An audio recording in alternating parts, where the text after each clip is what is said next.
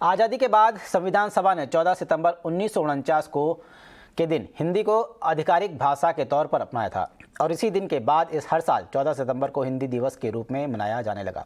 भारत में कई भाषाएं बोली जाती हैं। कुछ भाषाओं के अपने साहित्य और व्याकरण भी हैं।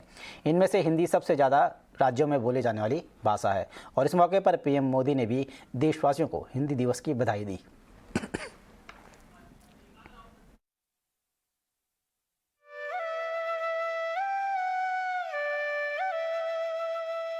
मेरी मातृभाषा हिंदी नहीं है, मेरी मातृभाषा गुजराती है। लेकिन मैं कभी सोचता हूं कि अगर मुझे हिंदी भाषा बोलना न आता, समझना नहीं आता, तो मेरा क्या हुआ होता, मैं लोगों तक कैसे पहुंचता, मैं लोगों की बात कैसे समझता।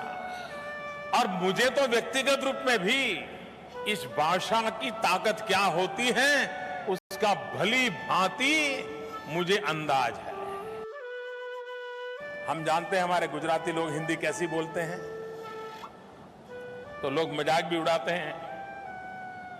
लेकिन मैं जब बोलता था तो लोगों मानते मुझे पूछते थे, मोदी जी आप हिंदी भाषा सीखे कहां से, आप इतनी हिंदी अच्छी बोलते कैसे हैं। अब हम तो वही पढ़े जो सामान्य रूप से पढ़ने को मिलता है, थोड़ा स्कूल में पढ़ाया जाता उससे ज्यादा नहीं। लेकिन मुझे चाय बेचते बेचते सीखने का अवसर मिल गया। हमारे देश में हिंदी भाषा का आंदोलन किस लोगों ने चलाया? ज्यादातर हिंदी भाषा का आंदोलन उन लोगों ने चलाया है जिनकी मातृभाषा हिंदी नहीं थी।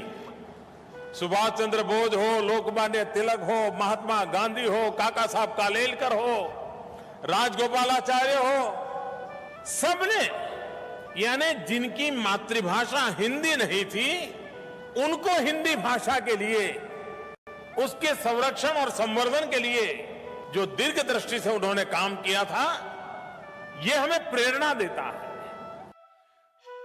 भाषा में भी वो ताकत होती है जिस पीढ़ी से गुजरे, जिस इलाके से गुजरे, जिस हालात से गुजरे, वो अपने आप में समाहित करती है, वो अपने आप को पुरस्कृत करती रहती है, पुलकित करती रहती है।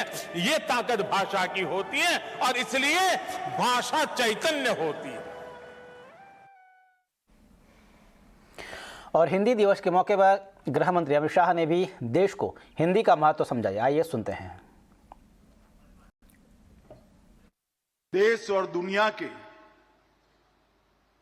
सभी हिंदी प्रेमियों को आज हिंदी दिन की बहुत बहुत शुभकामनाएं। देशवासियों ने संकल्प लेने की जरूरत है कि 25 साल के अंदर हमारा देश कोई भाषा की लघुता ग्रंथि से मुक्त होकर हमारी स्वभाषाओं में देश का विकास करेगा और देश को दुनिया के सर्वोच्च स्थान पर पहुंचाए। हमारी राजभाषा, हमारी स्थानीय भाषाएं विश्व की सबसे समृद्ध भाषाओं में, और जब तक हम ये बात का संकल्प नहीं करते कि इस देश का शासन, इस देश का प्रशासन, इस देश का ज्ञान, इस देश का अनुसंधान हमारी भाषाओं में होगा, राजभाषा में होगा, तब तक इस देश की क्षमताओं का हम उपयोग नहीं कर सकते।